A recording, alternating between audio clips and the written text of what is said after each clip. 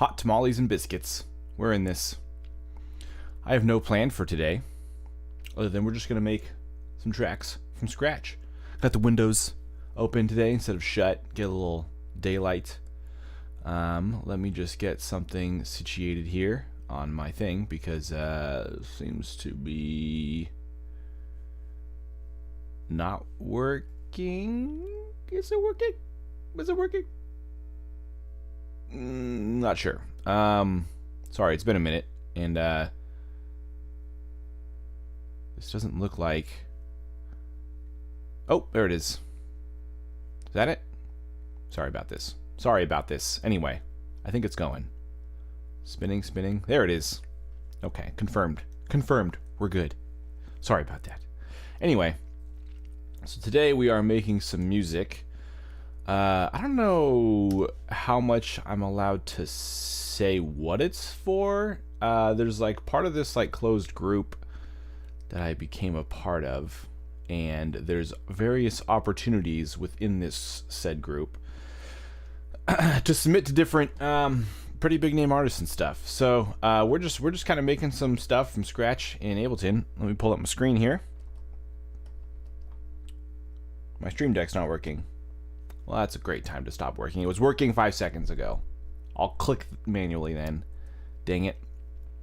So we're just going to be working in Ableton and just kind of building stuff from scratch and sort of see what kind of fun we can have. I got everything pretty much powered up, all the synths and everything, so we're going to allow ourselves to just explore. I like to start in Analog Lab as sort of a baseline, just getting things down, because it's really easy to search for things in categories, and there's a really cool shuffle button I like to use. So like if I know I want to start maybe with some keys, I can come in here.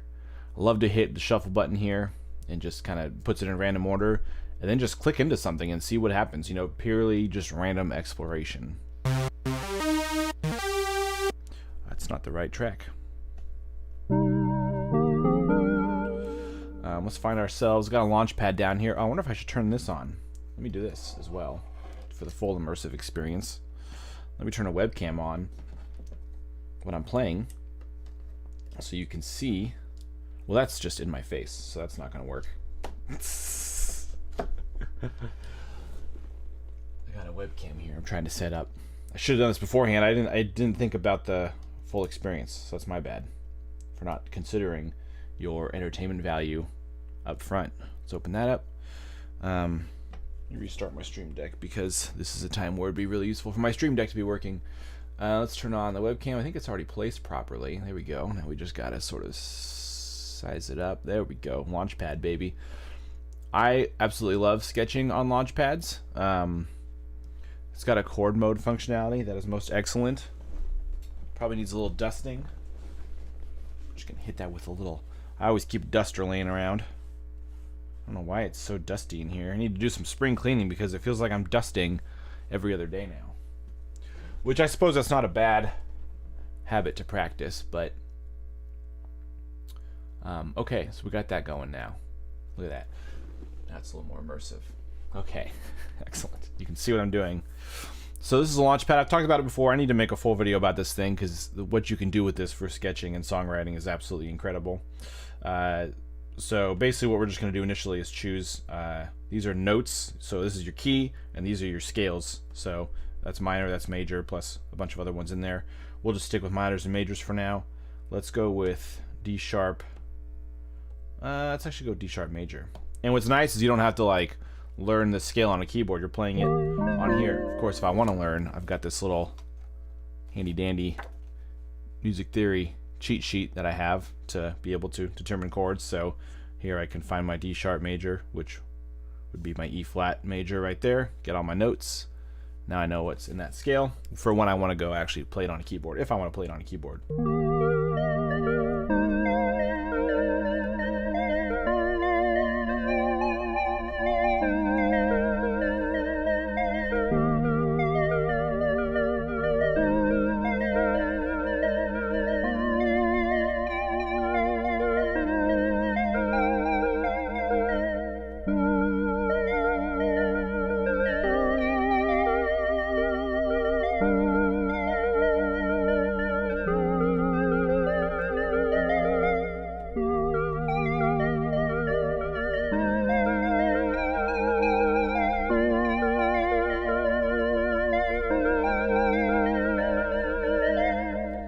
So that was the chord mode. So it really easily creates, that's your root, fifth, third, I guess a suspended third. This is a seventh, and then this is another fifth. That's another octave higher. So there's your octave fifths, third, seventh, root. But you can also just come into note mode and set it up so every 4 notes you have your scale. Then you have your 135, 137, 157, 159, 179, 139. All very nicely there for you.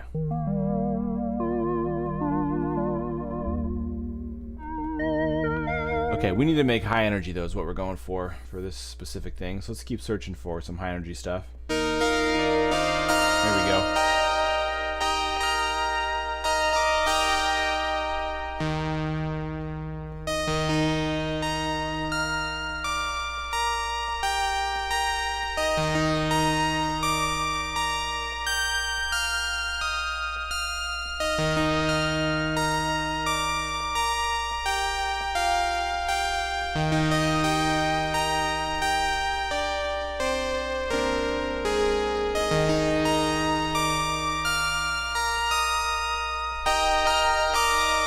We're just kind of experimenting.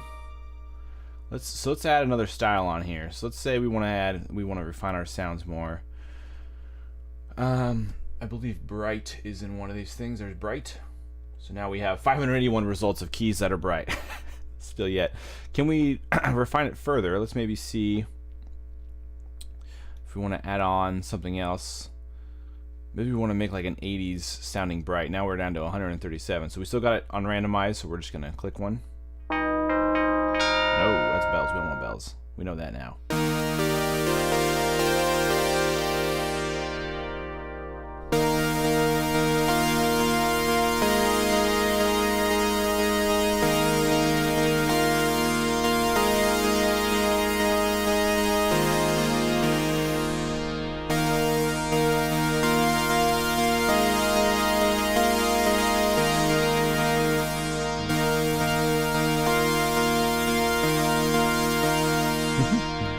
Intense. Boy, I really should have maybe had a better idea going into this what we were gonna do, but that's okay. We're just fidgeting around. I'm trying to debate whether I want to be streaming more or not. That's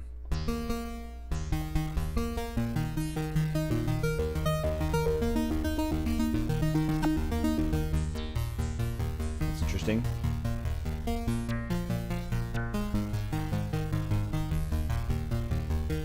It's got a lot of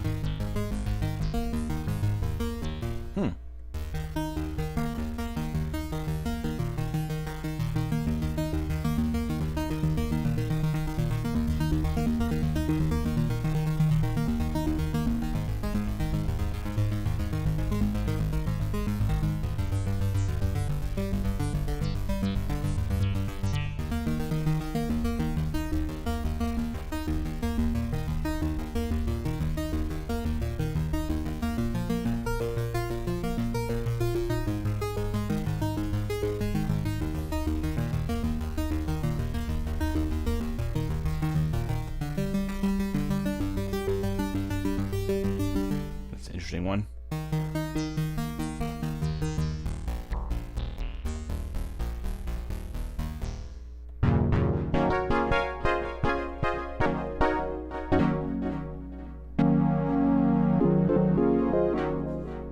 Okay, well, you know what? Let's do something here. Let's create a new track. There's a new plugin that came out today called Basement. And what it is, grab this guy. What it is, you see, is a bass plugin, which means this bad boy will come into action a bit more because I didn't have a very good bass plugin to use. And now this came out. And it's a good bass plugin. So we're going to use it. External in, input 2. Why can't we hear anything? Did Ableton freeze? What's going on here? I didn't. What an idiot. I didn't plug my bass in. I grabbed the cable and just dropped it on the floor. Silly goose. Alright, so initially I noticed the presets weren't here, but I did find out that they're in a folder. They just didn't load initially, and now I'm pressing load and it's not working. So what the hell? Oops, wrong button. Didn't want to open that up. Is there a I was hoping it would be easy to load in the presets, because they are here. Documents, Maramusa, basement. Here's all the presets. Can I click and drag these presets into here? Nope, and it won't load them.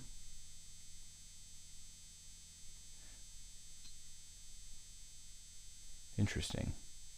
Oh, that's loading for that. So it almost needs to be pointed to that. Well, fuck me. This is...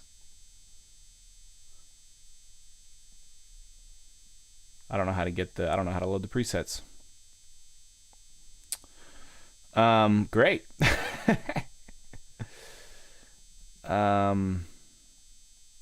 Just try to drag this folder in here. Nope, didn't like that either.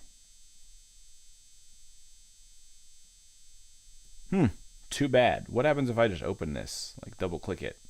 Nah, I didn't think so. Huh. Okay, well, that's an issue for them. That's why I haven't made a full video on it yet. I have this Fuzzmaster one. Kind of quiet, isn't it? Oh, because that's turned way down.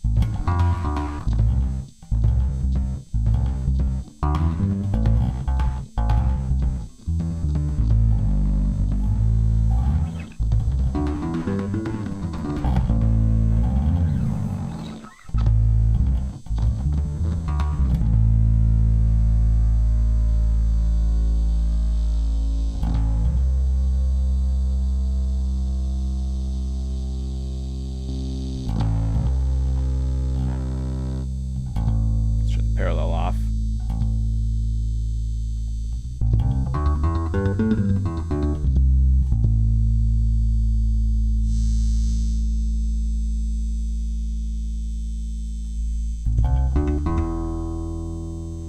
Mess with the cabinet here. Seeing where this noise is coming from. It's coming from the drive on my mids.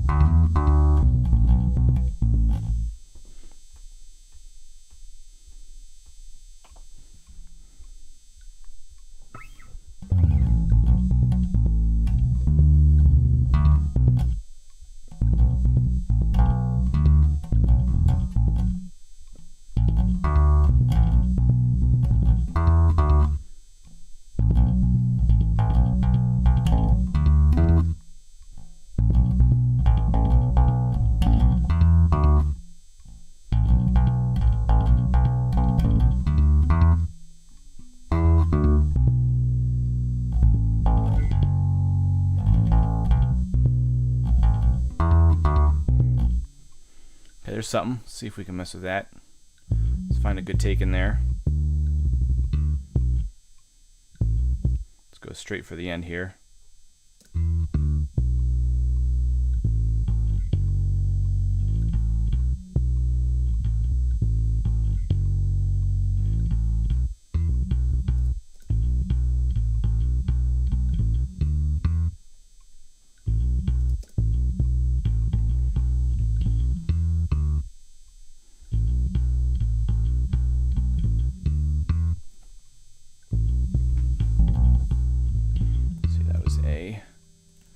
Major. Let's save. Don't forget to freaking save.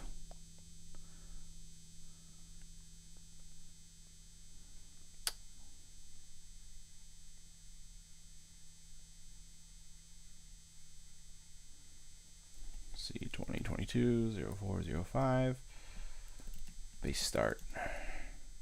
Bass start. All right, let's start with that for now. Let's put this bass down temporarily and not get tangled. I have way too many cords dangling down here, rather precariously, if I might add. Whoa, as I almost dropped my bass. Need to dial in that ergonomics a little more. Let's open up basement again.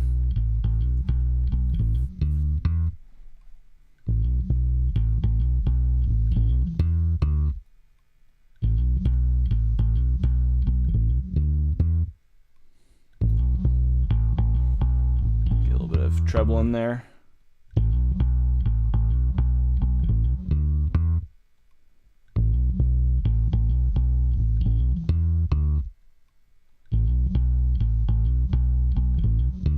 All right, start with that for now. So I also, because in a month, Easy Drummer 3 is coming out by Toontrack, so I installed the demo of Easy Drummer 2, but I'm not very sold on it. It's kind of a lack of controlling, honestly. It's like too simplified. I hate it. But I shouldn't say I hate it. I just tried it for the first time yesterday.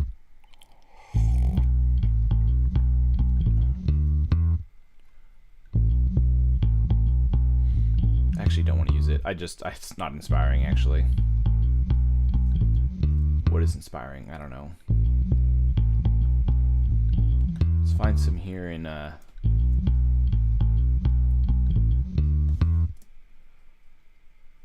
you know what we will load up, actually, is Machine. We have, where's my Machine? I loaded up Machine on a rack. Where'd it go? Machine, that's weird. I had it all set up on instrument rack. What the heck? Where'd my Machine go? Should be right in here. Machine drum rack. There it is. I'm tripping. I'm tripping.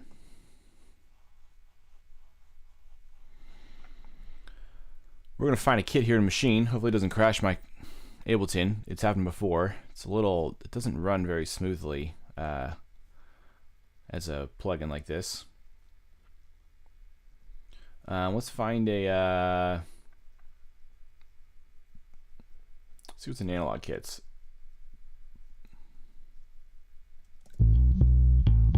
Hear previews. It's not previewing. Why is it not previewing?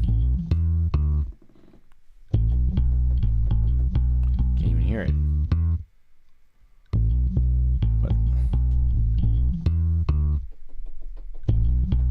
It's not receiving MIDI data. Well, it is actually, but it's not. Oh my gosh, I swear, goodness gracious. What's the problem here?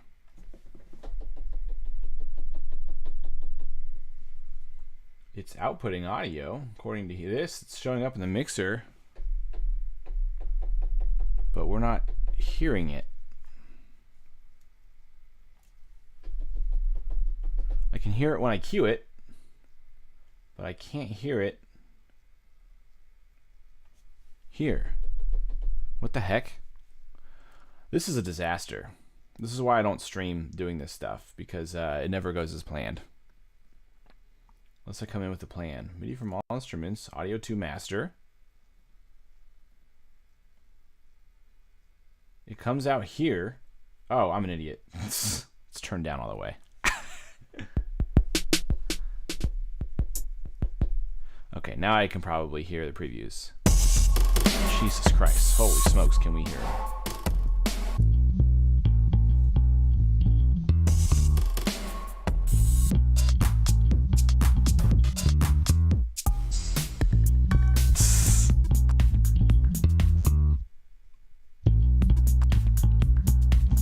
Let's see. I don't know if analog kits are where we want to be.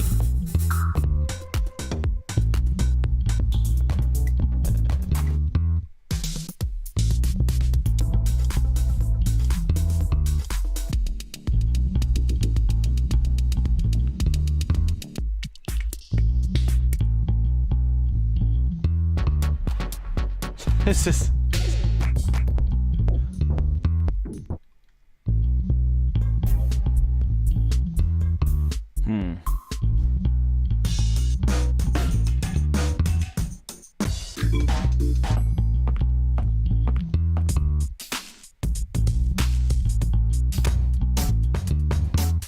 These are all too much.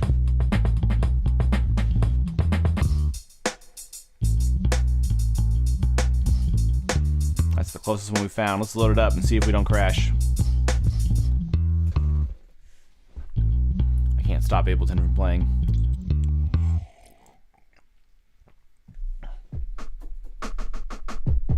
And I'm going to add on a MIDI thing because with playing on machine,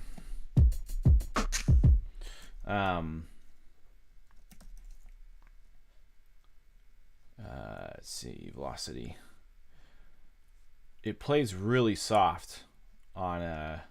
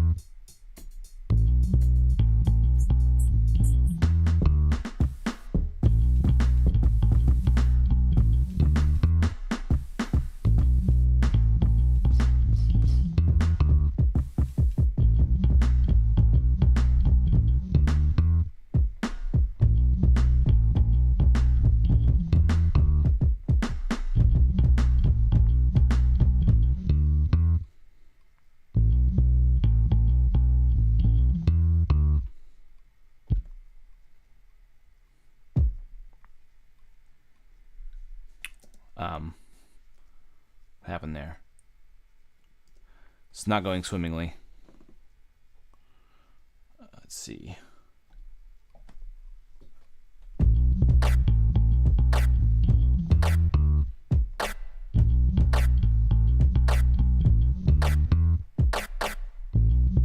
I don't think that was the snare I wanted to use, actually. I think I wanted to use that one. So let's go ahead and bump that up.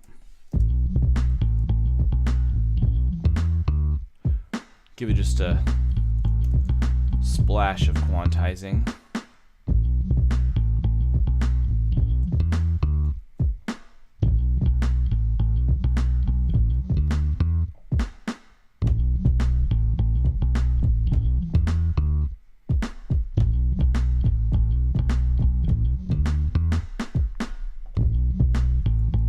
That's better.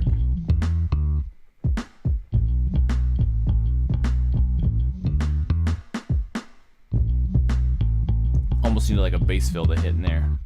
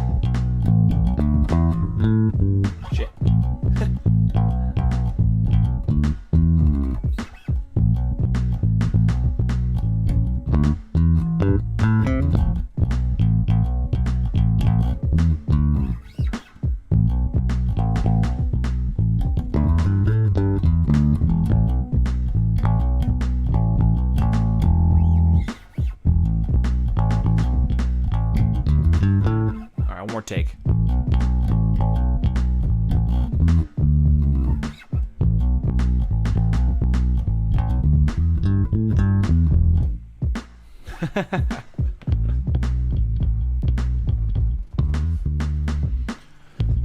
Let's just take that last bit.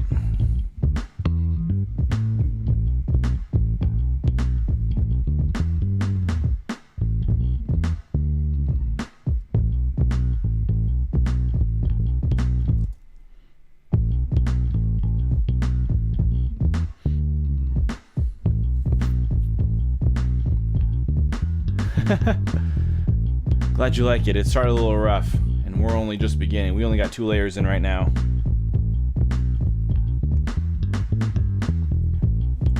Maybe we should throw some guitar on here also. Maybe it's too soon. It's not too soon. Let's do it. Let's get some guitar in here.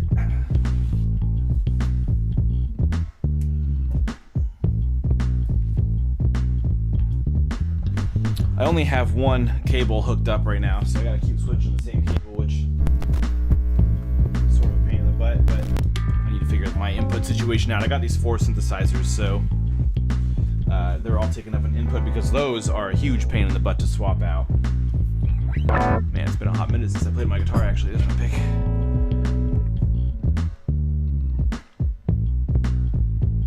Alright, let's make sure that we're tuned up here.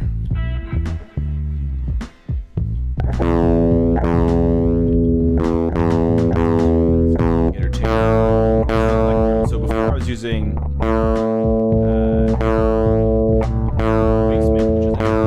by United Artists. Now we're on to stop this one too much.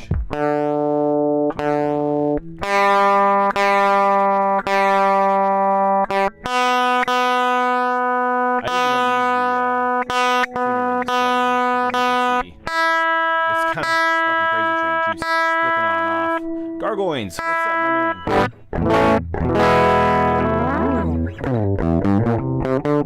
Unscheduled stream, but it is what it is. I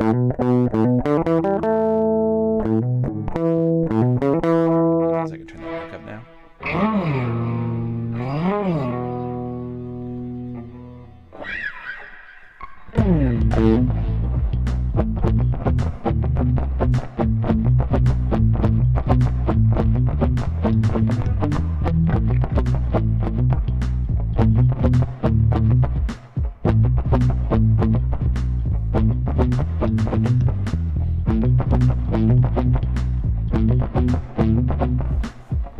I can stand up so you can actually see my guitar.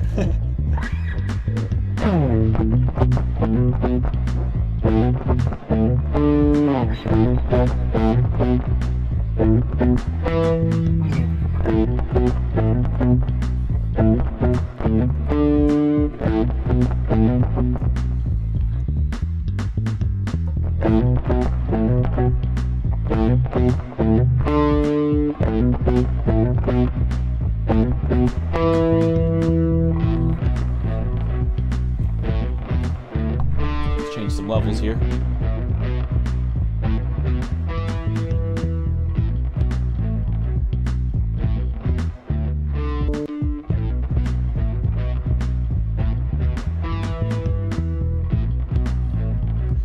chorus to this to widen the stereo field a little bit.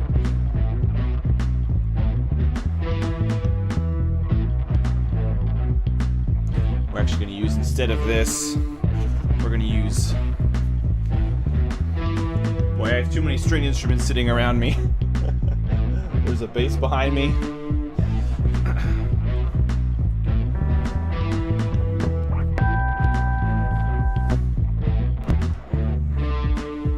I clearly need to move my stands closer.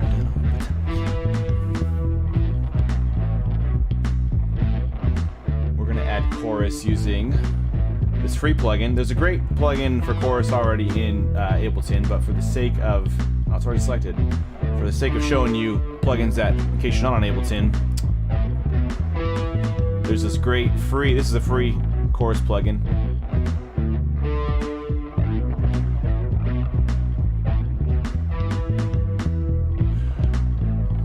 What are you doing? I am, I don't know what I'm doing.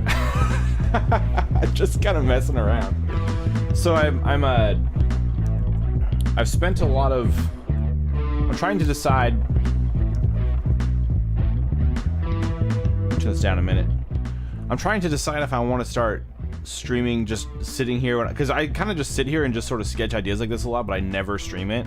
So I'm kind of experimenting with if this is something I should do, is stream this, which means I'll be streaming constantly if I do, but I don't know if it's necessarily the most high quality content all the time. I don't want to like saturate the internet with not necessarily the highest quality content, but I figured if I'm sitting here, I might as well just let people listen in and see what I'm doing, and maybe you have questions, or maybe you'll learn something along the way. I don't know. So I'm just kind of trying it out.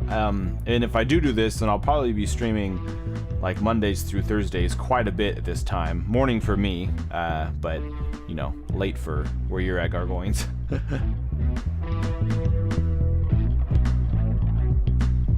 But otherwise, we're just messing around.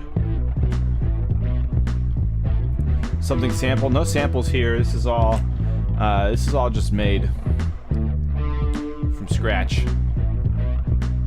Let me bring in...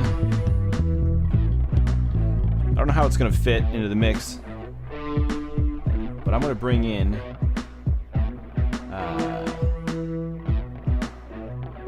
an instrument, a synth here. Let's bring in the K2. I don't really work with the K2 as much as I probably should. Zoom me in over here.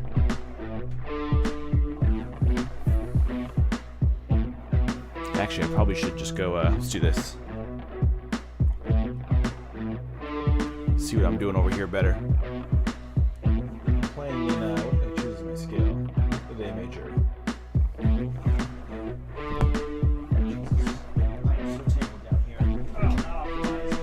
Not optimized at all. I am wildly tangled. Alright. Grab our K2. Let's arm this for recording.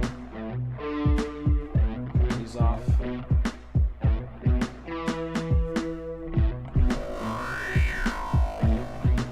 Got some weird stuff on right now. Let's turn our attack time down. Probably can't even see what I'm doing. It's not even focused. Focus, camera.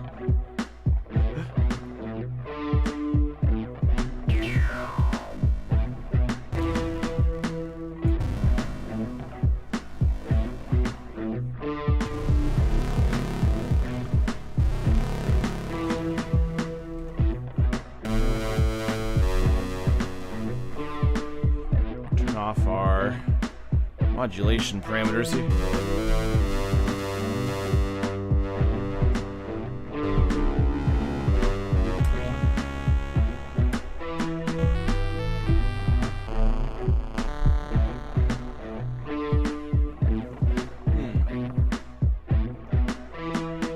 Neutron is pretty cool. So as far as these four I have here goes, the Neutron is probably the most powerful. They're also coming out with I think they're calling it the Proton is what they're coming out with, which is like a next version of the Neutron. So the huge advantage that the Neutron has that these other three and most of these small Behringer synths don't have is it has a digital clock, which means when you're receiving MIDI from your DAW or any other external clock source, it'll receive that clock, and that'll control the LFO, which means you can do a lot of LFO timing stuff that's timed with the rest of your project. Whereas the K2, the Pro 1, and the Wasp, it's an analog clock, so you have to kind of just find the frequency you want to be playing it, but there's no way to tell what frequency you have it set to.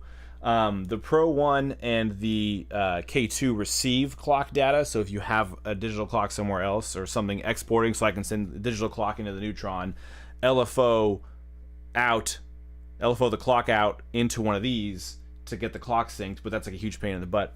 But I mean, this patch bay on this is incredible. Let me try something here. Let me see if it's not added here. Let me turn on. It is added, but you can't see it. Why can't you see my Logitech camera, which is actually turned on? That's weird. It's here somewhere. On, off.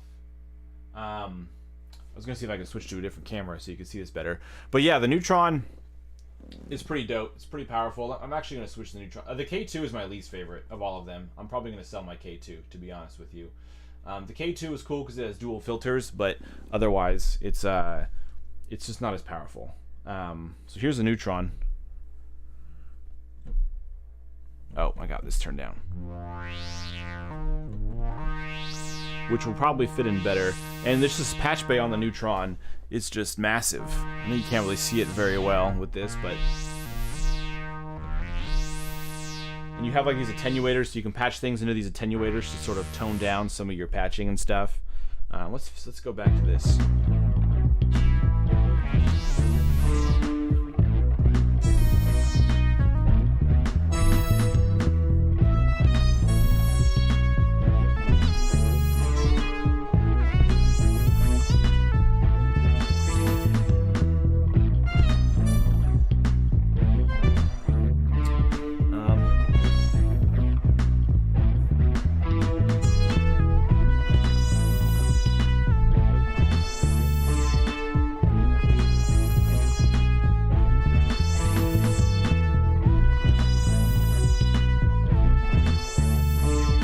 So like here in this case, the LFO is modulating the frequency, and because the LFO is digitally clocked, it's matching the DAW's LFO, or the DAW's tempo. So it's able to, you can play along with it a little better.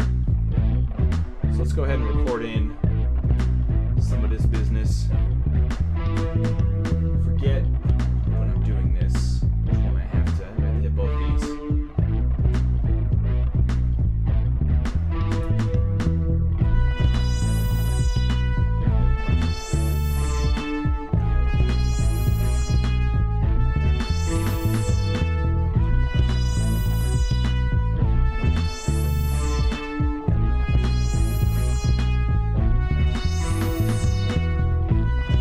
Go.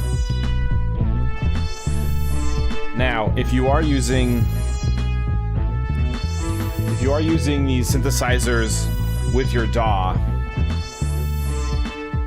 it gets really complicated a little bit when you're using hardware synths in your DAW, because you basically have two channels that you have to do. So you can record MIDI. You set it up as an external instrument in here. So here you can see. I wonder if I have an actual closer view of this or not. That doesn't get closer. Okay. Digital clock is a really cool thing to have. It is a very cool thing to have, for sure. And a lot of, yeah, it's something that just, it depends sort of what your setup is, but I like, the digital clock for me is useful because I usually work in DAW. So since I use Ableton Live and incorporate it with my synths. So the way I use these synths, and this works for any synthesizer within your DAW. So if you ever are thinking about getting into hardware synthesizers to use with Ableton or any DAW, this is how I use it with Ableton. Ableton has these external instrument racks. So down at the bottom of my screen here, you can see there's an external instrument set up.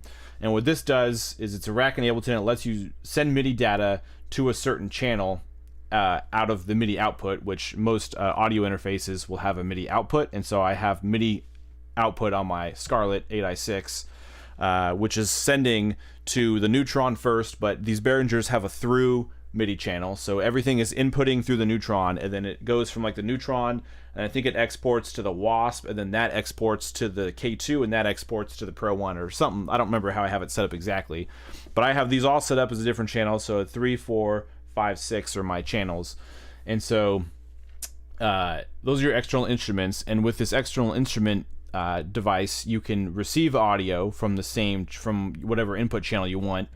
And so for this, these are all separate inputs in the back of my Scarlett. I have 4 inputs. But the big thing about this is that, so if you're using your MIDI track and sending MIDI to whatever it is, it's going to save the MIDI file here on the track, but it's not going to save the audio. It's going to receive the audio, but it's just going to receive the audio at the exact parameters that your synthesizer is set. So if you ever want to record anything where you're turning a knob, you're also going to want to record just the audio of that track, which is what this aux is here I have set up on the same thing. So I have my neutron grouped into MIDI and audio. So I also record the audio raw.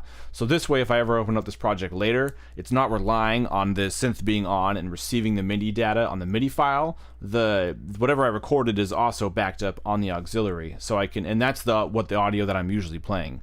And so I don't know if that makes sense. I want to make a video about this because this is a really important concept to grasp, because if you ever want to use hardware synthesizers with your DAW and you want to do some sort of live playback, or even you just want to make sure you're recording the parameters properly, or you want to send a pre-recorded MIDI sequence in your DAW to that synthesizer, then this is like a super important concept to grasp. But I probably didn't explain it very well here. I need to make a video about this. One of the 5,000 things I need to make a video about. I know.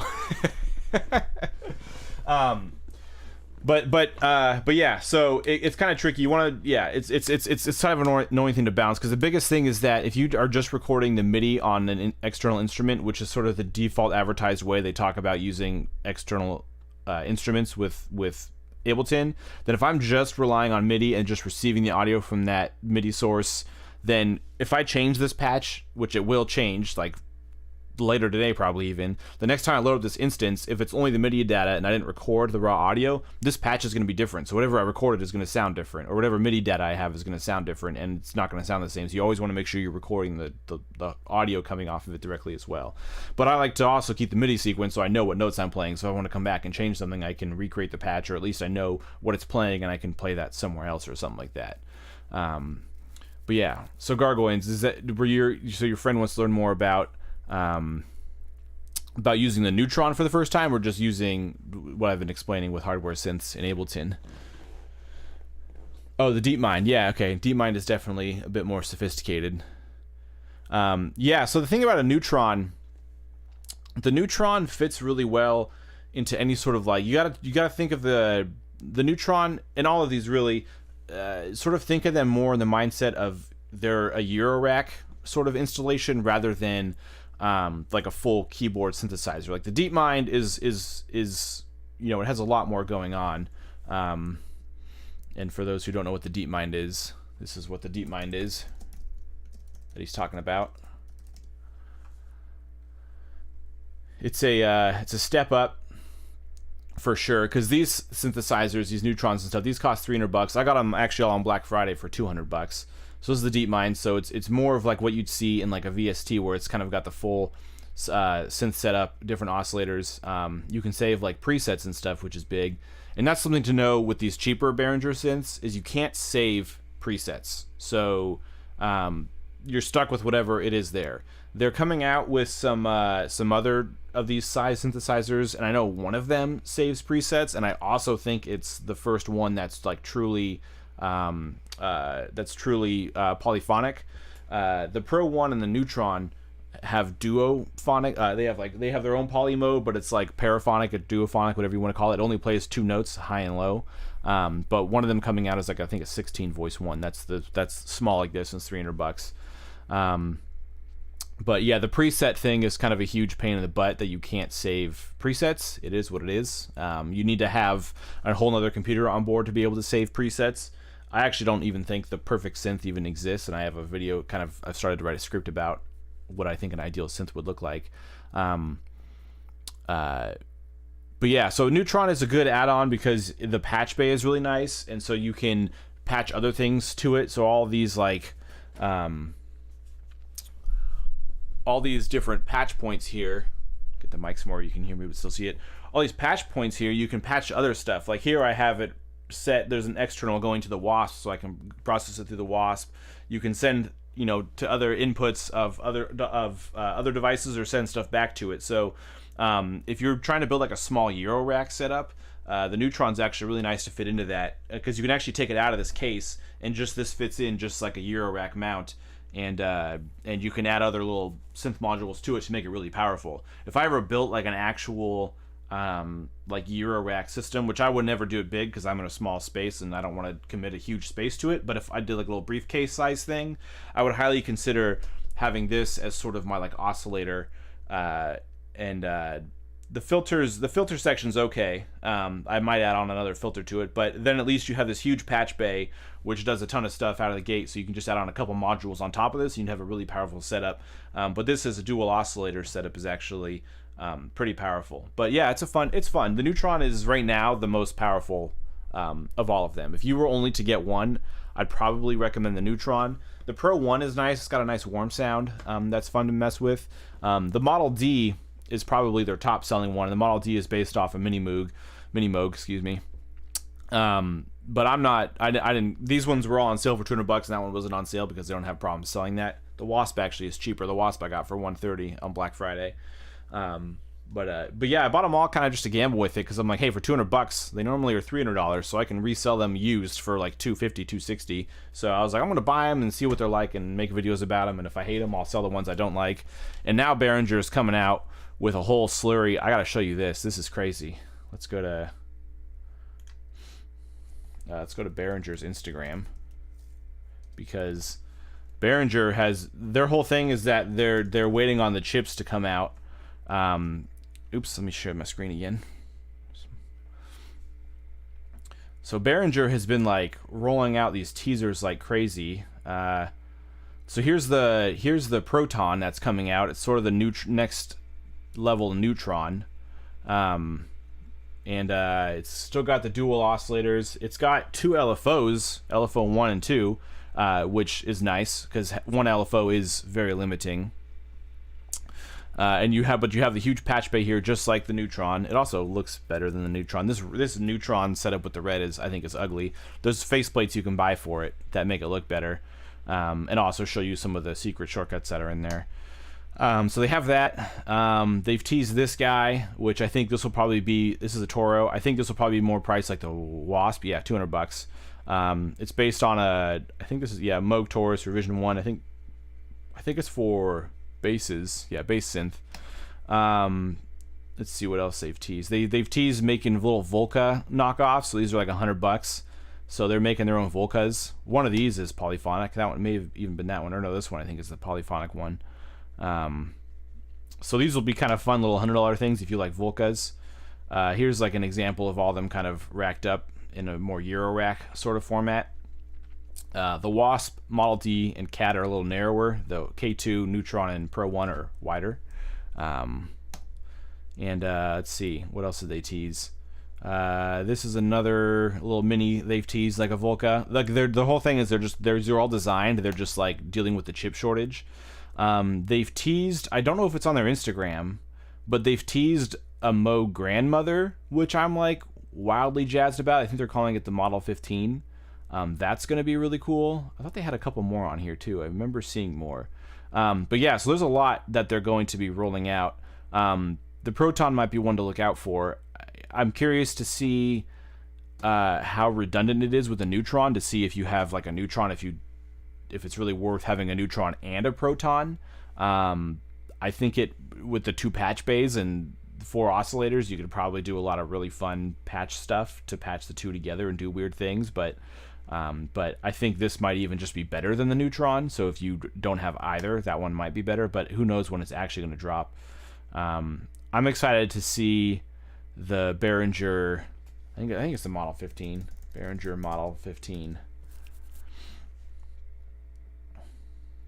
Is that what they're calling it? Yeah, so check this out. Oops, I don't know where that's going. Open a new tab. Nope, not link. Oh, that was it. So this is they took the Moog grandmother and they're releasing one of these, which that's going to be super dope.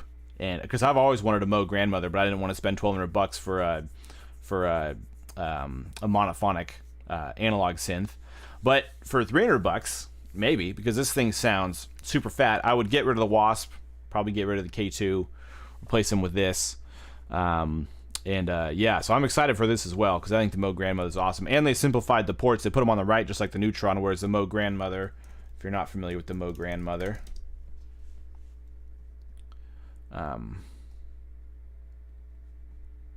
it has all of the ports just kind of at the top, which means you need longer cables to go from the side to side, because the Moog Grandmother is big. It's like it's a little bit wider than these are, but it's also tall because it's got the keyboard and stuff. And yeah, I like not having the keyboards. I don't need the keyboards. I have like a weighted keyboard, and I have a MIDI setup that's pretty clean. So like I don't care if I have a MIDI keyboard. I also like to play a lot of stuff on the Launchpad and use other MIDI controllers. So I could care less if my synthesizers have a keyboard on them. It's nice if you're trying to play two things at one time, maybe, but you can also do that with different MIDI channels with where they receive MIDI from and send it to the devices. So it's I'm not super concerned about it. But yeah, so that's the Behringer spiel. So boy, we really went around in circles there, didn't we? Yeah, and honestly, yeah, they do give them cheap, and a lot of people hate on Behringers, and I think I don't really know that people have a valid claim to hate Behringer. I mean, they make a lot of these synths really cheap. They're somewhat stripped down, but they're $300. You know, this is not going to compete with a $2,000 synthesizer that can save presets and that has polyphony. But for $300, $200 at Black Friday sale, you're going to be hard pressed to find anything that's as feature rich as the Neutron like that. So yeah, anyway, hope that answered everybody's questions. Back to the beat.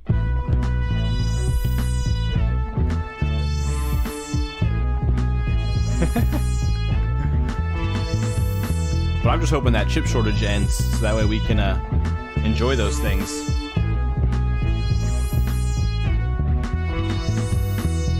Alright, we're gonna record. We're gonna dub some MIDI in here.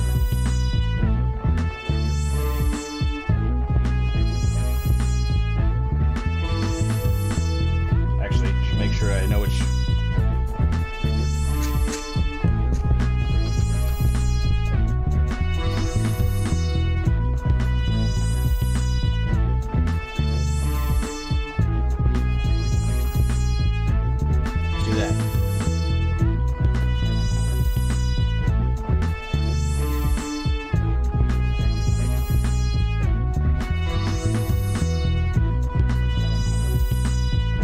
Another one, but let's mess with some of the percussion.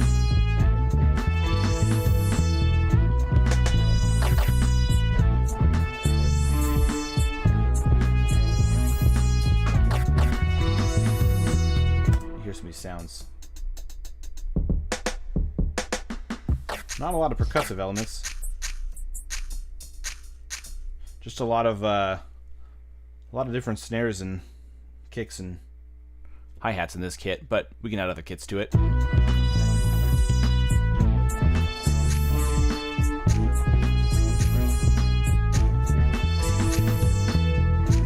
Oops.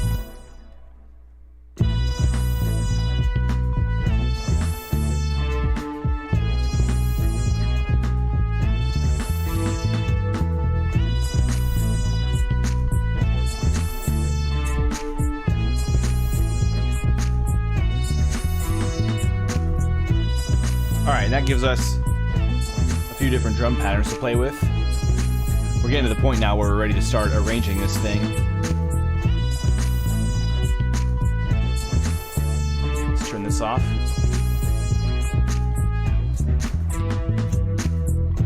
So we got another element to add before we arrange. What's something fun and weird I have laying around we could add to this thing? Oh, I'm super jazzed about this. I got this harp, but I need to get a tuner for it and probably new strings first, but that's gonna be fun. Got that at an antique store find.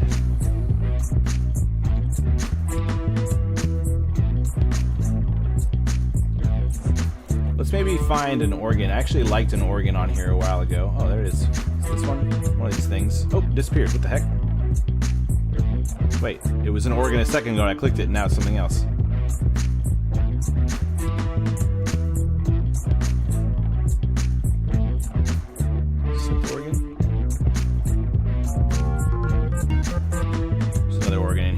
2 organs. Maybe it's this one? Nope, let's just go to organs. Let's pick this guy. Oops. Pick an organ here. Types. This is what's cool about Analog Lab. And I have the full V collection so I can actually edit these sounds. But even the Analog Lab for like $200, getting access to like all these sounds filtered and stuff like that, there's like 10,000 presets. It's pretty wild. So let's also find a bright organ. And then we'll move on. We'll do an arrangement and then we'll move on and make another one. Let's just click one here. Ooh, did I ever set this to A? I did not. I need to set this to A major. Alright. Is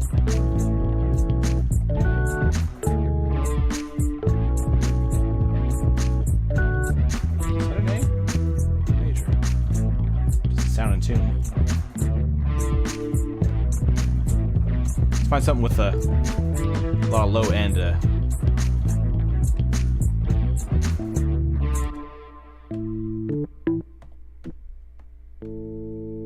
Lower. Actually, let me see if there's so I can go styles. Is bass an option in these? I forget. Nope. Let's go dirty though. Let's make it dirty. 4 results for dirty.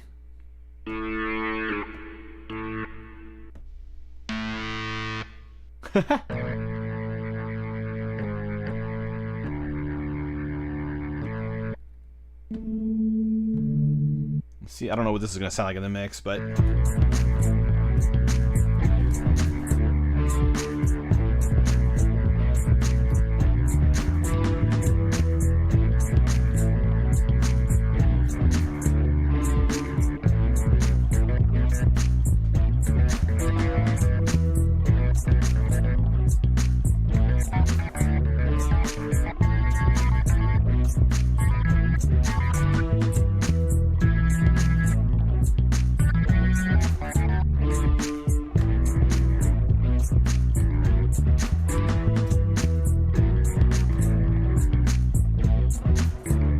playing on the 4s and 5s here.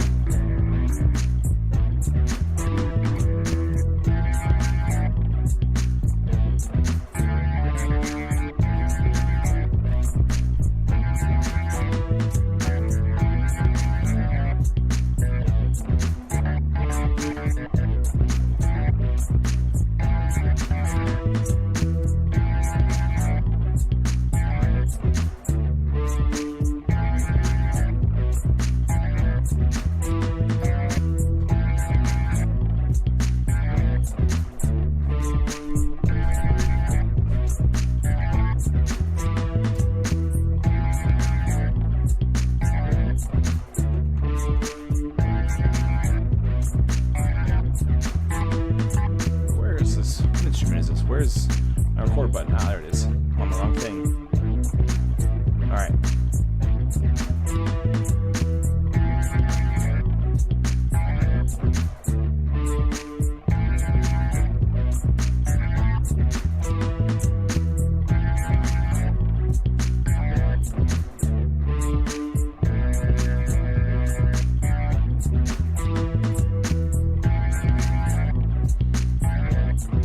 How I feel about that. Alright, let's do some arranging.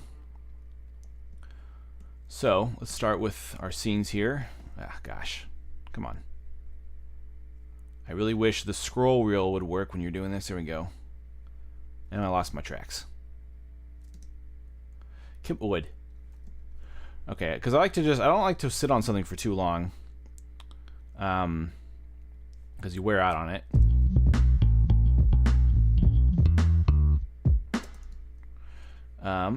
Now let's bring in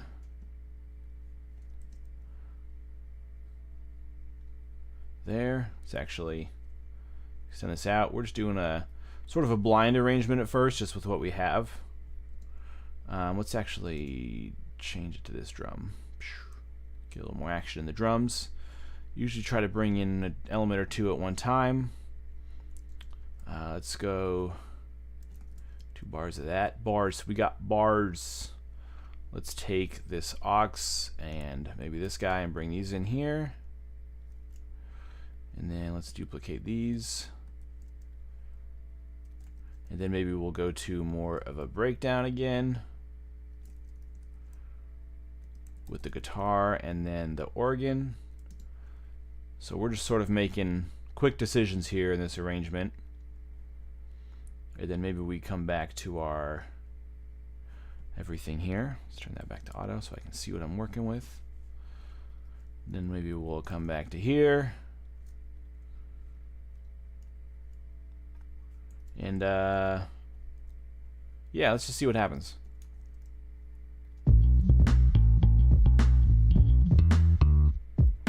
Drum seems like it's missing a...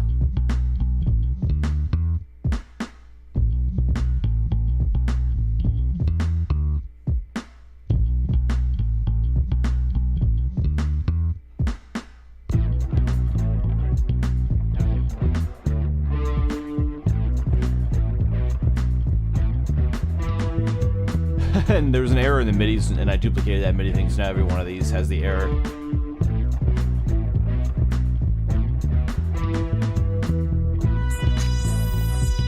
And we'll just do some quick mixing decisions. Basically just get it to a point where we can walk away from it for now.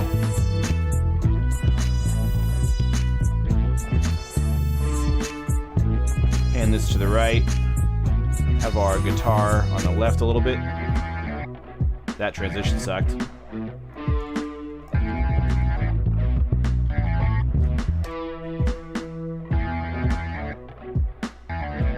We're just gonna get rid of this part for now.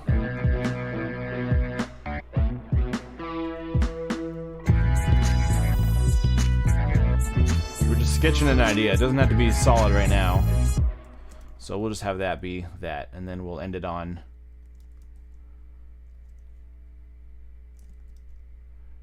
that.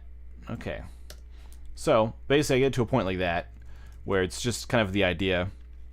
I'm tired of listening to this, so then what we'll do here is we'll just export this whole sequence as just an MP3, and this way I don't have to open the file back up every time to listen to it. So let's go to our folder here, base start. We'll save this, let it export real quick. We're gonna, oops, that's right, because my synth is on. Let's turn that off for now. The external instruments, if you have them on, it's gonna want to live record it, and it's gonna send the data back and record it, even though you don't have anything actually in the sequence there for that. So we'll export that real quick, and then we'll work on something else. I don't know what. Don't know what. Don't know where. Encoding. Sometimes I usually don't export these while I'm actually streaming. But hey. So maybe while I was doing that, I'll just sketch out an idea or something. Actually, it's almost there. It's almost there.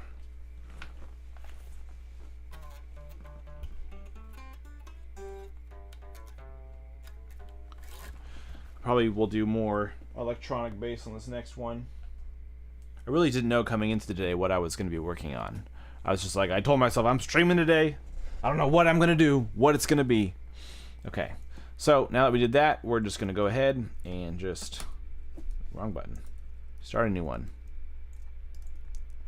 Start from scratch.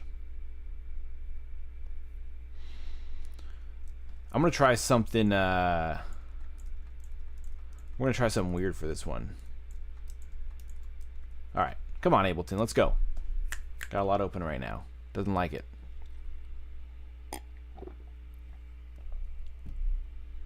So on this one, we're going to start actually in arrangement mode here. And we're going to pull up Easy Drummer. And I'm going to try to see, I'm going to do something weird. I've wanted to try this. I want a demo of this. I've always wanted to try this when I've seen this plugin, but I never did it yet. Let's find a is there like a tight, let's go tight drum kit. Not tight enough. I want it to be tighter. Nope. Disco pop. Silly. I kind of hate this. Okay, let's keep on a tight one. All right, so what I wanted to try to do, so what this does, this basically is like a drummer in a box kind of thing. That's right, this is not a scalable GUI, not yet at least. The third one, so the reason I have the demo for this is the third one's coming out, and they made a bunch of changes to Easy Drummer 3, which takes some of the features from Supreme Drummer, or Superior Drummer, whatever they call it, and adds it to this, which makes it easier. But there's kind of a bunch of different like MIDI patterns in here that are already saved up, so you can load up like something funky. Let's go to a browser here. Let's go up tempo. So you got like intros. So you can like kind of piece together sort of a whole drum thing for your track and like add fills and stuff. And basically make a whole song. So like let's see what you can combine genres here. Never done this before with making a whole beat this way. Let's go to like 140 beats per minute. So we got an intro there, and then you can like come in and add like a verse. But you can maybe change from radio rock to something else.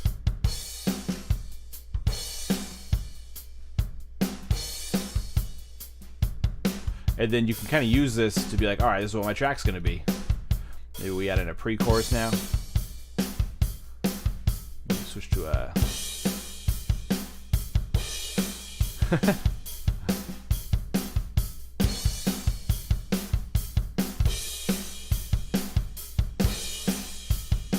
Boy.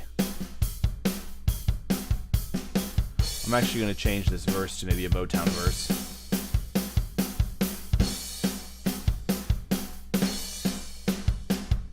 So variation 1. Change this to that. Then we have our chorus. So let's look at a chorus.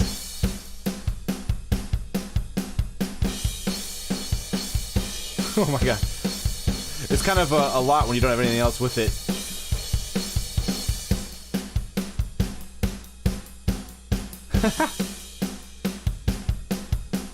Alright, let's just throw that in there. Okay, and now what this gives you basically is sort of an initial structure to a song, more or less. So then you can just repeat your verses and your pre-choruses. Let's actually make our verse 8 bars, pre-chorus, chorus. Maybe we hit a bridge again. So you can kind of put together an arrangement without committing to what your song is, and then sort of fill in the gaps with kind of the vibe you have. Let's get our pre-chorus, and then let's maybe add like a bridge. Let's change the genre on the bridge though.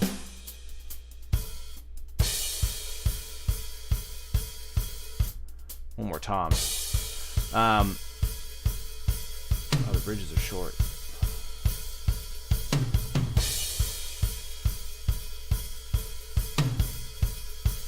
And then there's fills. Let's add a fill here.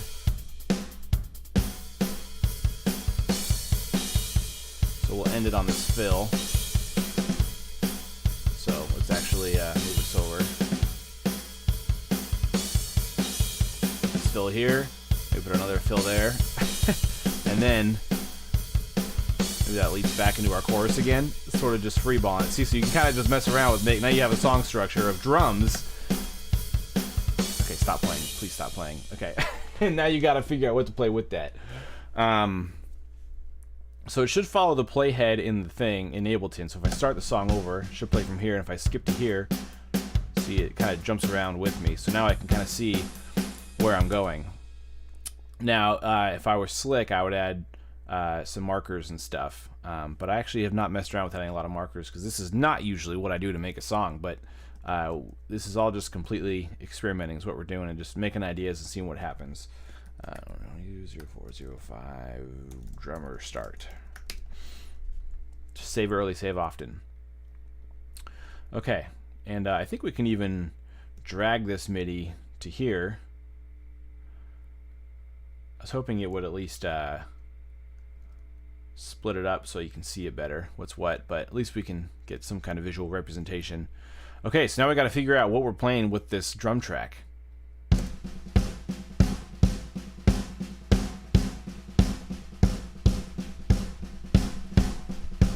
Something we can do is this plugin called Doubler. Now I'm really opening a lot on this computer. I'm making this computer do a lot right now. And we can sing. What this plugin is it turns your voice into MIDI. Sound drums, hand drums, acoustic guitar. I guess we'll just go this one, low profile. And so now you can sing into this. So in this case, you can generate some chords, and it'll turn that to MIDI. So now I can turn on like a MIDI track. Dum dum dum da dum dum. It's a bad instrument. Oh God. Let me turn on like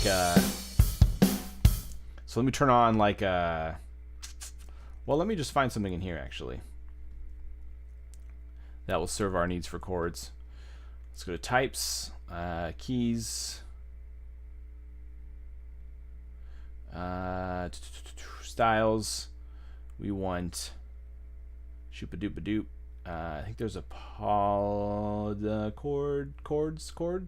There, chord. There it is, chords.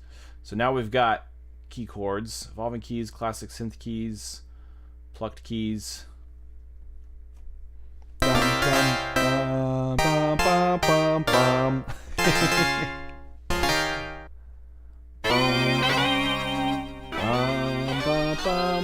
don't think any of these are going to work. Let's actually go to sort up addictive keys. And one of the reasons I don't like Easy Drummer either is that they're very just sort of generic drum sounds. I can change my kit here to something else, but I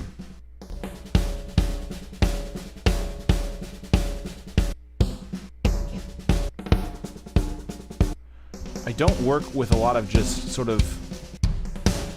I use a lot more like electronic drums. And there's not a lot of options by default in here.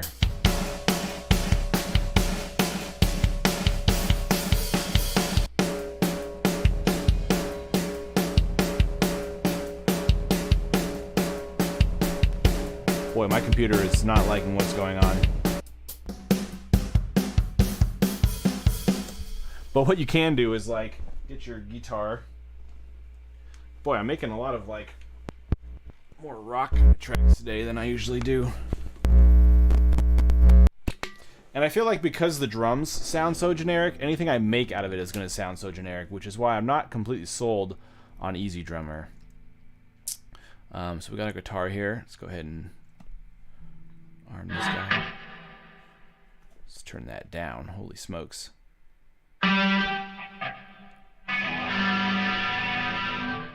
Let's find a more... Oh, Electrum does this sometimes too. Boy, killing it with the glitch fest here. The only way to get rid of it is to turn it off, delete it, and put in a new instance and hope it doesn't happen again.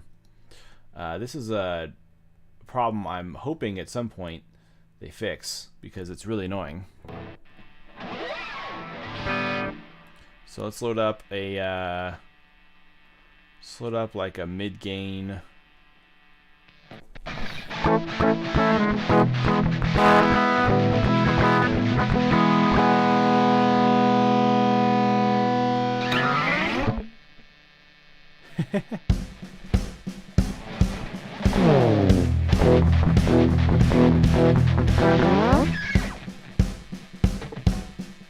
What to do for the intro. Just had to come in here at the verse.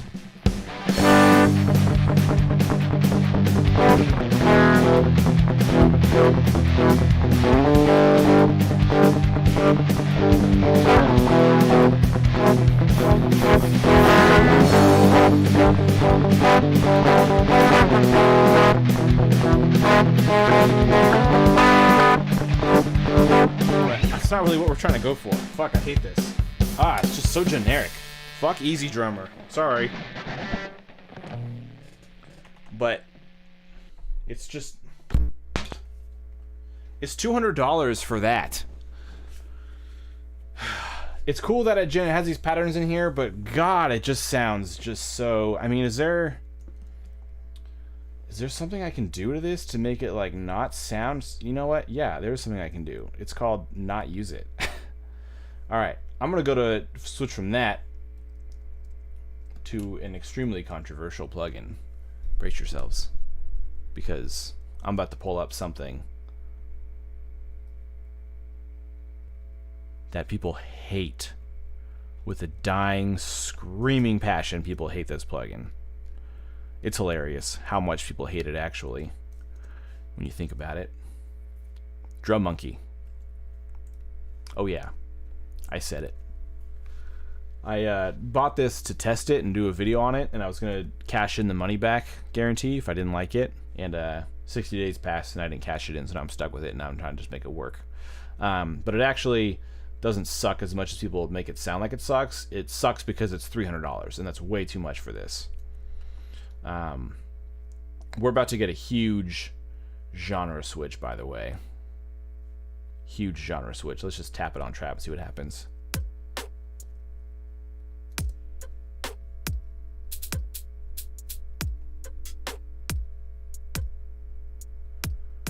Okay, before I commit to anything, we got something going. Let's just go ahead. Let's bring in the Wasp. Bring in my Wasp. Let's arm this for recording. I don't know why. Why is it playing sounds on its own? Why is my Wasp playing sounds on its own? Oh, because I have doubler on.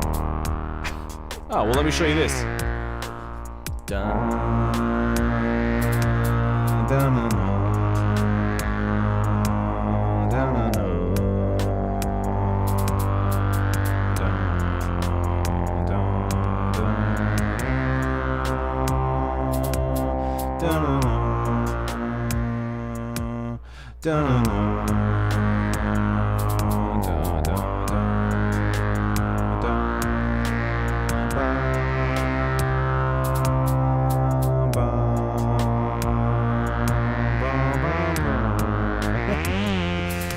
I'll mute myself just to make it a little more immersive. I don't know which one of these is me.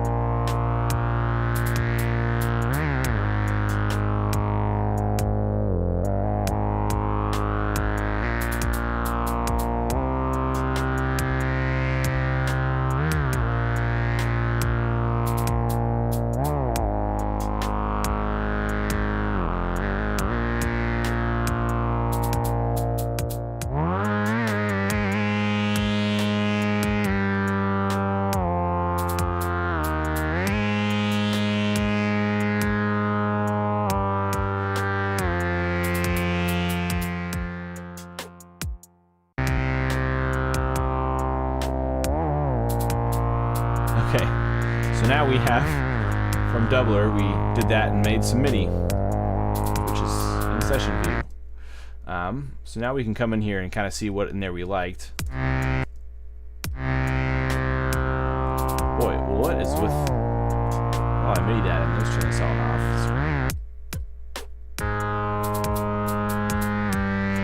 Actually, just delete that and turn this back.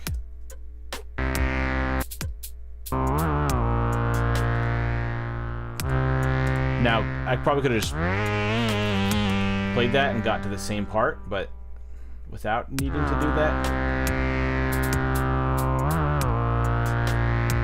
Like, I don't know that that's really much better than just me playing here on, oops, I gotta turn off doubler. Jeez. Don't forget to turn it on, because otherwise you get a lot of crazy train.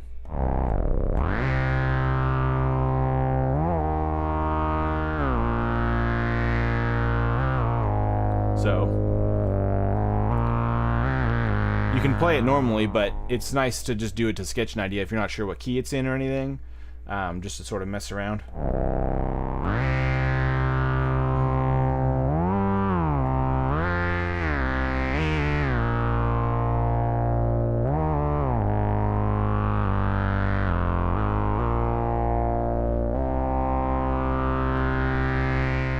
So I could record another take there of this. So let's go here to our MIDI.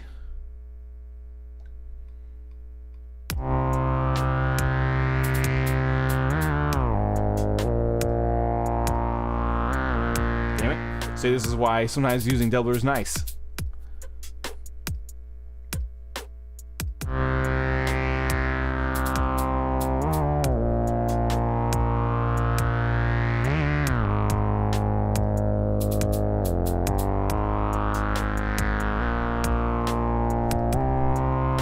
But you got a lot cleaner MIDI when you play it like that, because doubler will pick up a lot of extra crap. What the heck? Wait a minute. Where am I? Oh. Let's go here. Chop that there.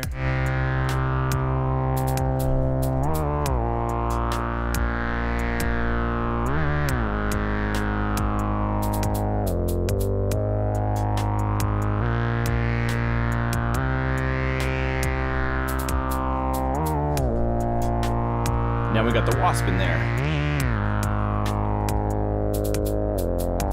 Now I'm just going to record some of this audio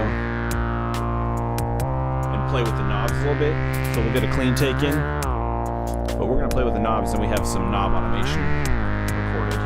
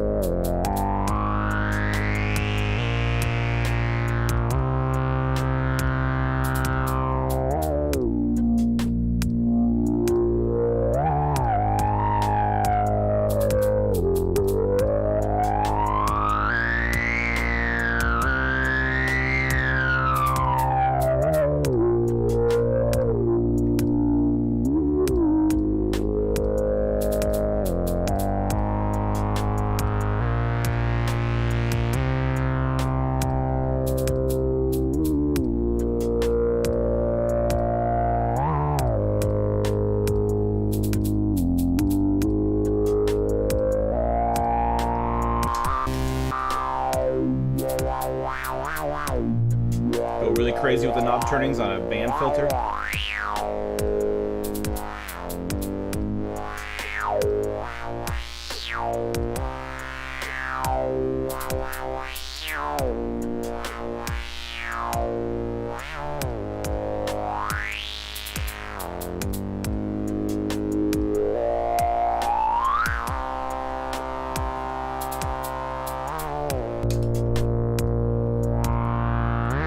Now we have a bunch of audio recorded of that, so we can split those up, and we have different takes of some automated,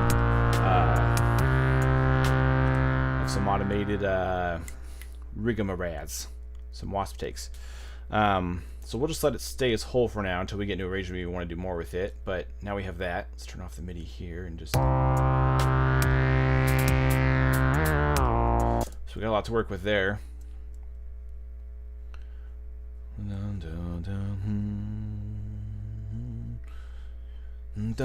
I see. Okay, I hear some kind of like plucks now. I like to just kind of stop for a second and sort of think about what I hear without hearing it. Add to it. So I can tell there'd be some like nice plucks that would be good in here. So let's go to types. Let's go to strings, plucked strings. And we're just going to kind of hit this random button and sort of see what we come across.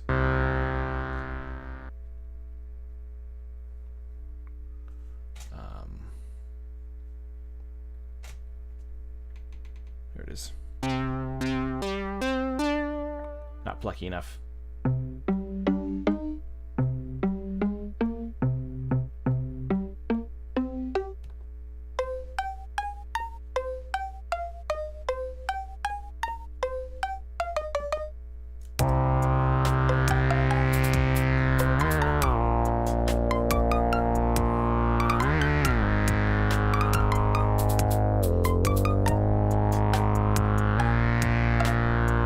Okay, I kind of like that. So we're going to MIDI capture. Cool thing about the Launchpad, even though I wasn't recording, I can press this capture MIDI button and it'll capture everything I just played.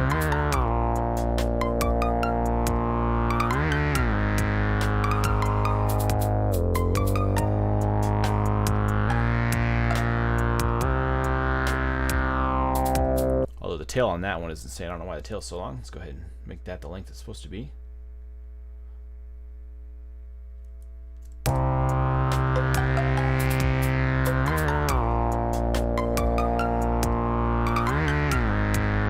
Record another take in there. This time we'll actually just record everything.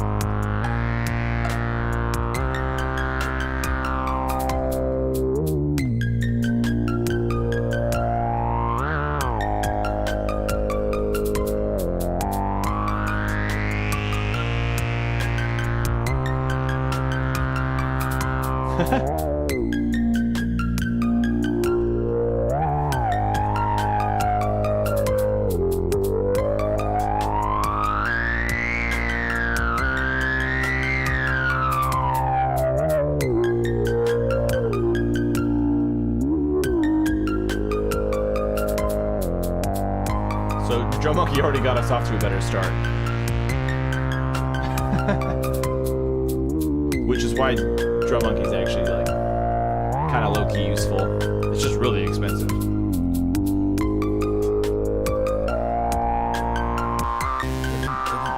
Oh, now we're getting into the weird parts of the part where we were playing around with different filter effects.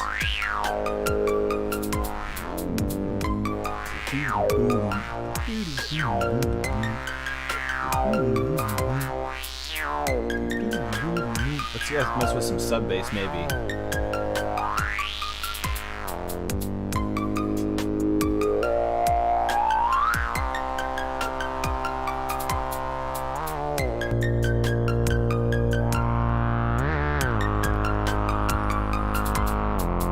I think I have a sub bass app which I've never used.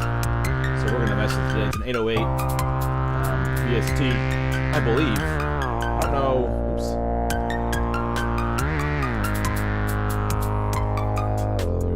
808 machine, yeah. I've never used this plugin before. I got it free somehow. We'll see if it's any good. Please click below to install the samples. Oh, never mind. I'm not doing that right now.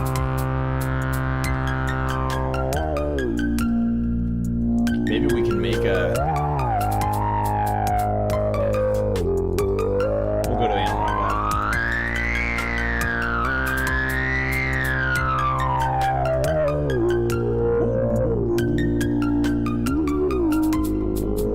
Boom, boom, boom, boom, boom, boom, boom. Here we got a bunch of sub basses in Analog Lab. Let's just click around into some.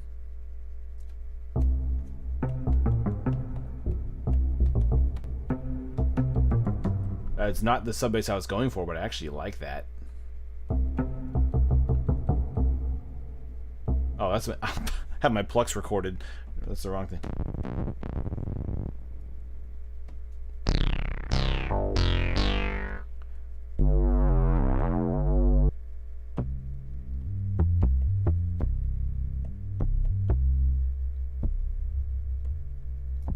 Bass hole.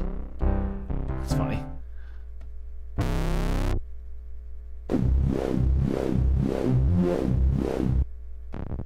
Just never know what you're gonna get in here.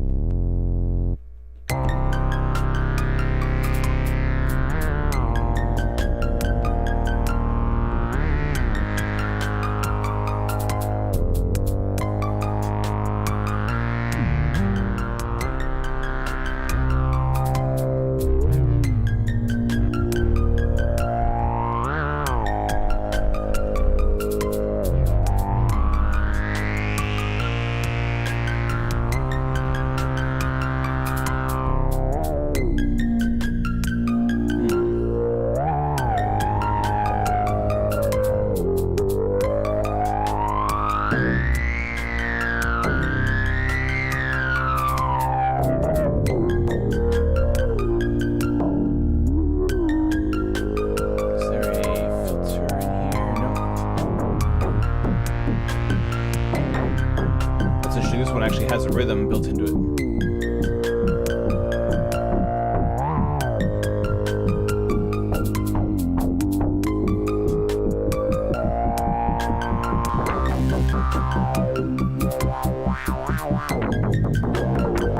What the hell?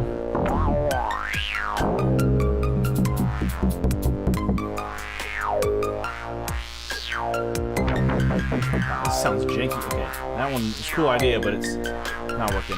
Let me move this actually over here more. See it. What am I doing?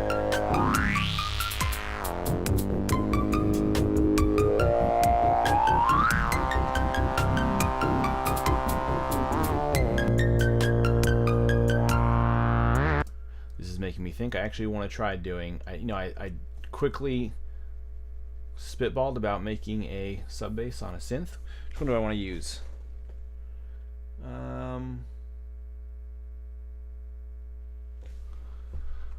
Use a Pro one.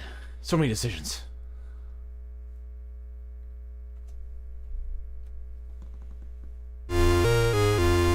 That's not sub bass.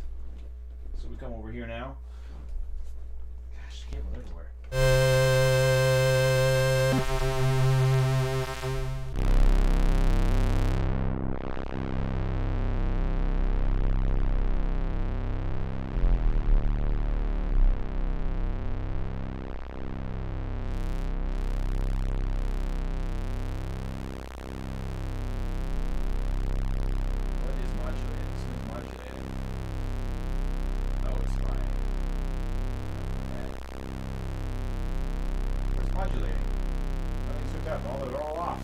Modulation sources are off, but I can hear modulation.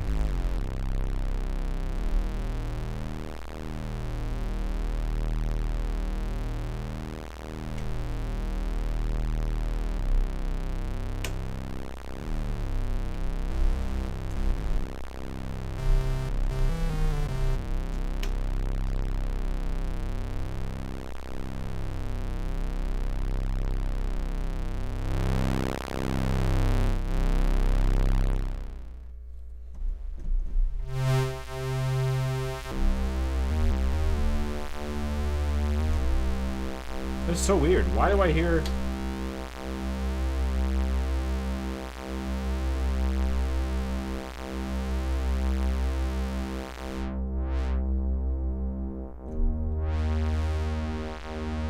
It's so weird. There's no modulation on, but I'm hearing...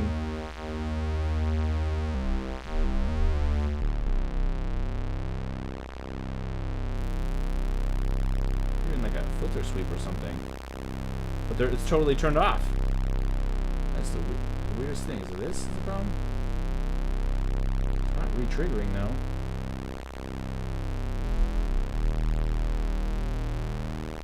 That is the weirdest thing. Because here it is.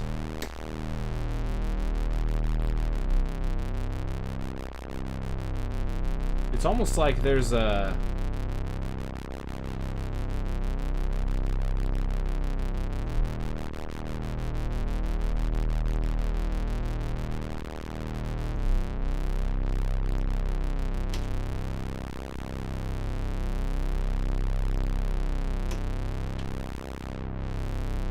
Almost like it's stuck on.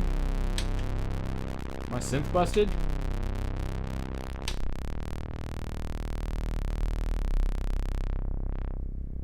Yeah, something's modulating my pulse width, even though nothing's turned on for that. Weird. Anyway, ignoring that. Moving on. Big thing is to make sure that your synth is tuned.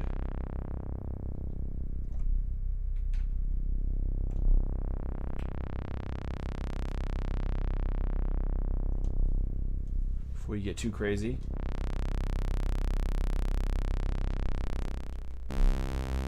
Because they will fall out of tune. You gotta retune them.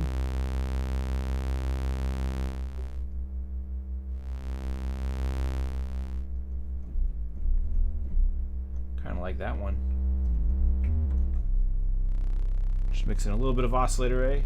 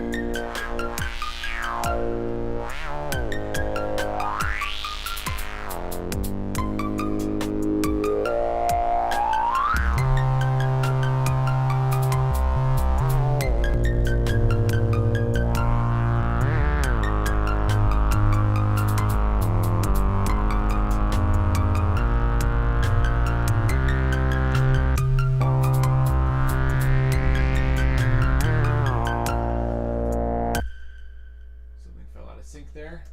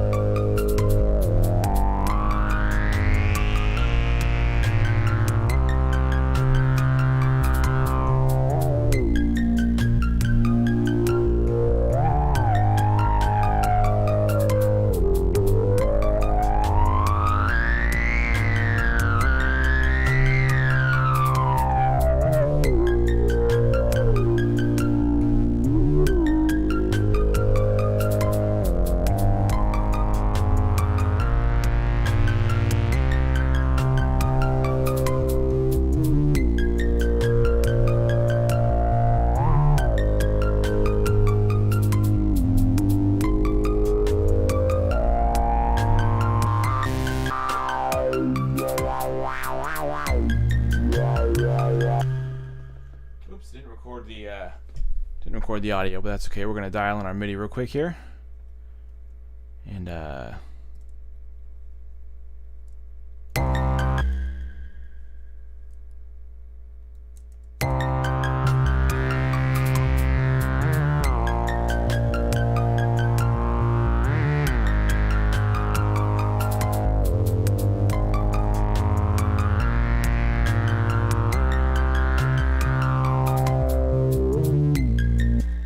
solo this out. Let's just do this guy by itself.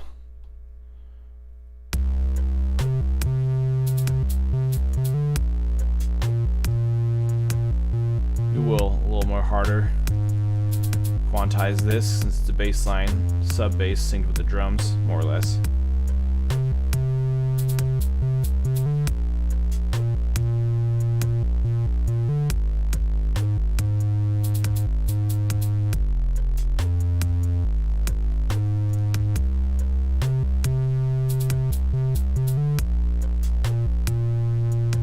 See how this meshes with the ending of this.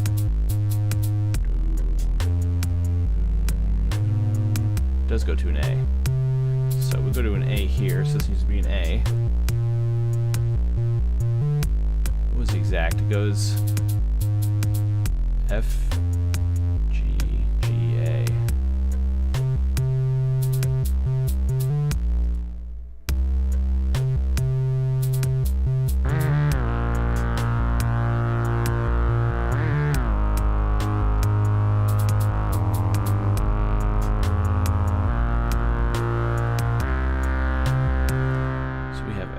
F, G, A, and the MIDI here goes,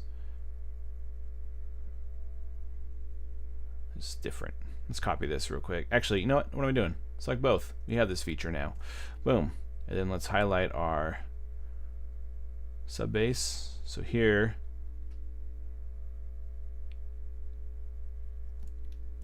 needs to be a G.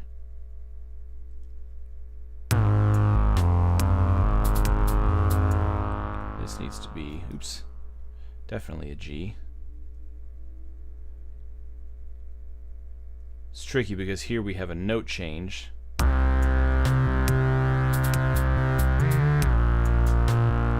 Oh, interesting. There's a, let's go with that. Match these up.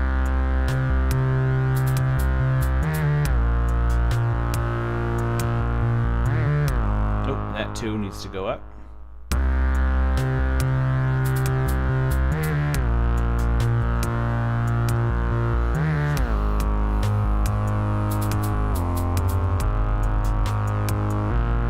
So let's just match this here, I guess, as well. I don't like to have it matched up too much like this, but it's too out of tune otherwise. So this is an A there, so this needs to also be an A. Okay.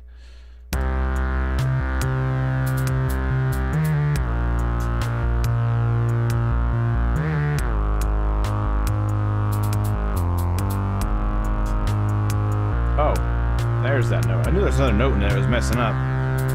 There we go. That was what was doing it. I wasn't scrolled down far enough to see that.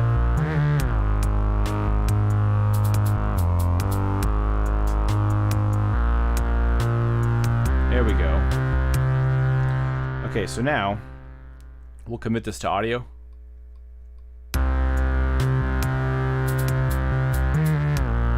Now we can do some knob turning once we let this play through once, so we have a initial line in there.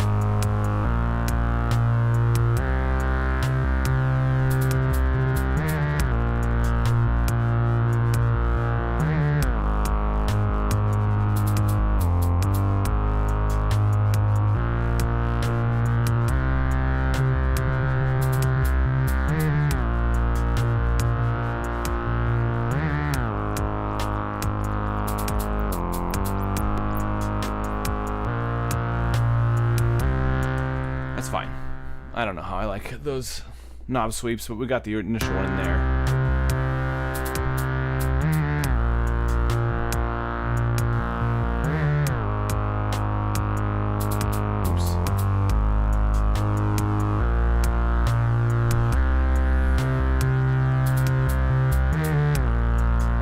Sub, and then lost bass.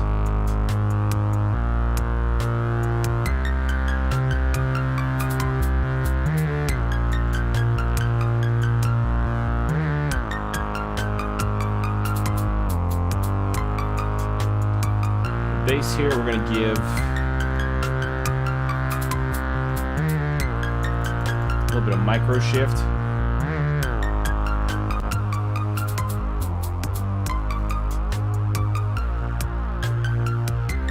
Which is a stereo widener.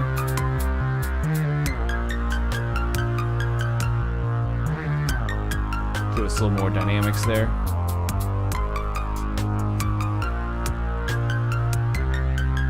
We're also going to put an auto pan on our Klux.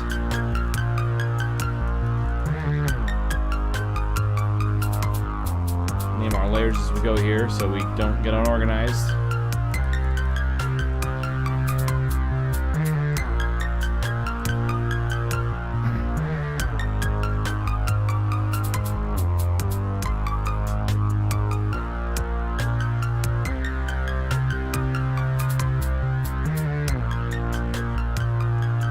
Square, so it's hard to set it one way or the other.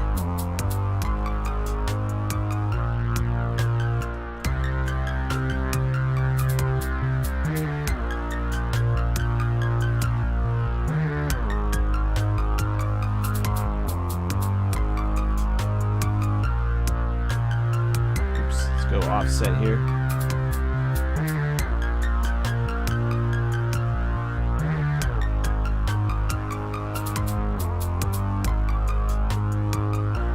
Trying to get it to sort of bounce from one side to the other.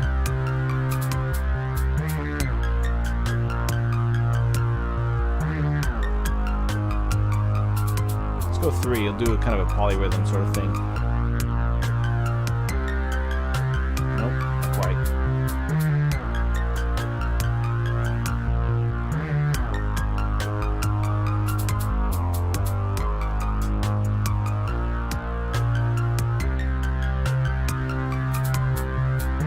Once I'm actually in the final stage, I'll probably offset that a little bit so at the end it sort of bounces back and forth a little better.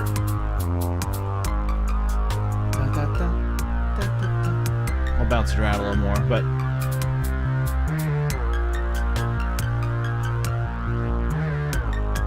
okay, now we got our drum monkey situation going here. So I'm actually going to commit this initial riff here on Drum Monkey. Let's go ahead and arm these off for recording. Oops.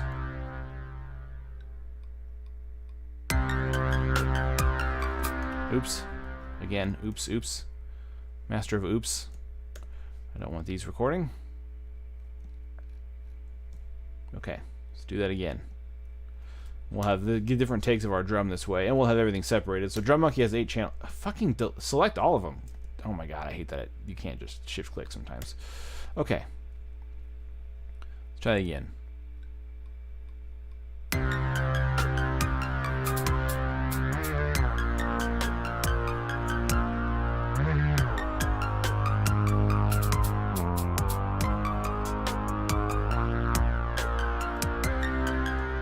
Okay.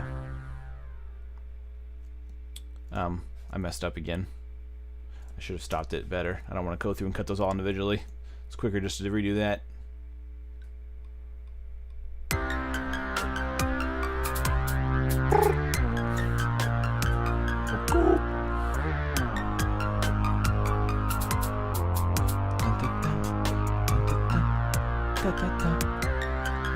Okay. So now we have all that committed to. Oh, that's right. The kick is still 1, 2, 3, 4, 5, 6, 7, 8.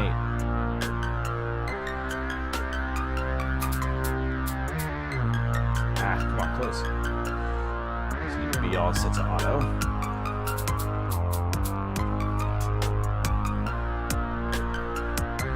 Now we can do a little bit more mixing to our drums situation here.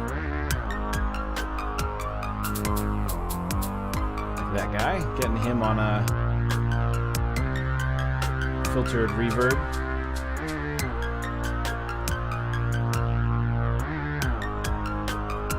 Maybe we want to give our snare a little reverb. Then delay. Turn our wasp down. Our wasp is a little loud.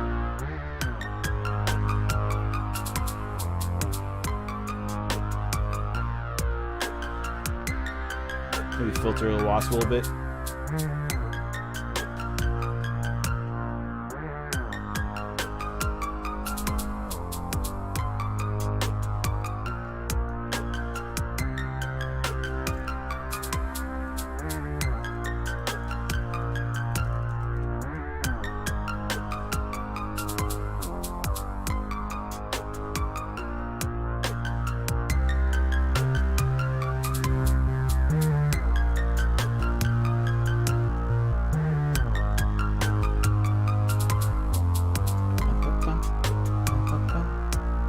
Add a little delay to the plugs, maybe.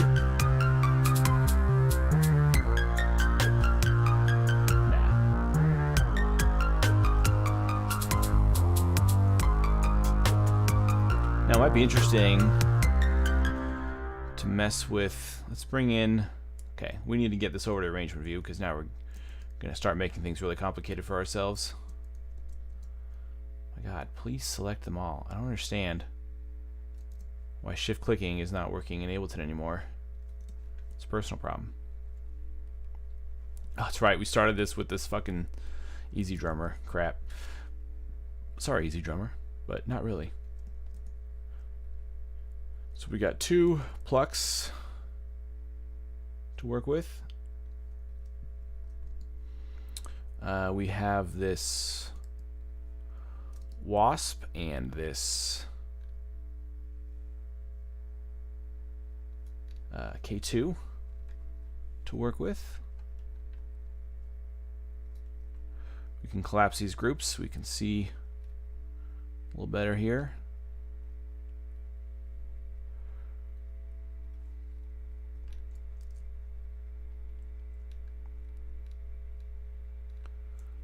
As much as we can, at least. Let's expand this.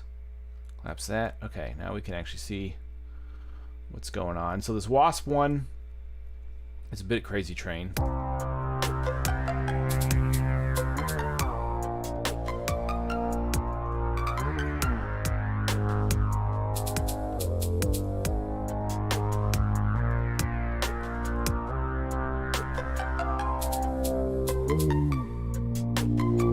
Just get our initial arrangement down here.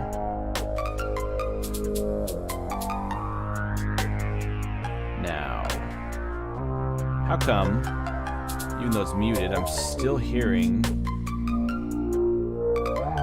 drum monkey track? Oh, because I was on it. No? It's weird. Shouldn't be hearing it. Oh well, let's keep it disabled.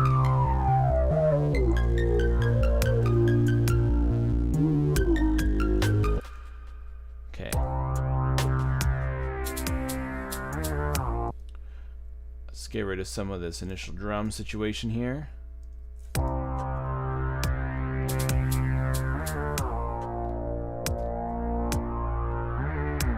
I don't really know where I'm going with this.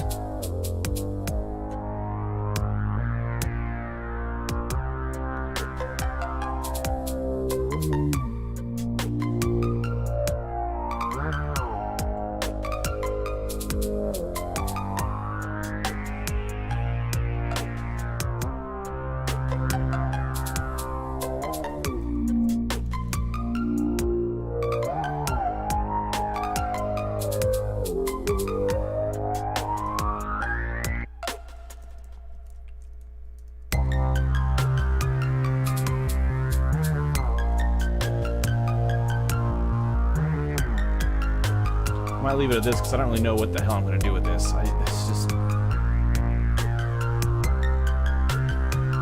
another idea.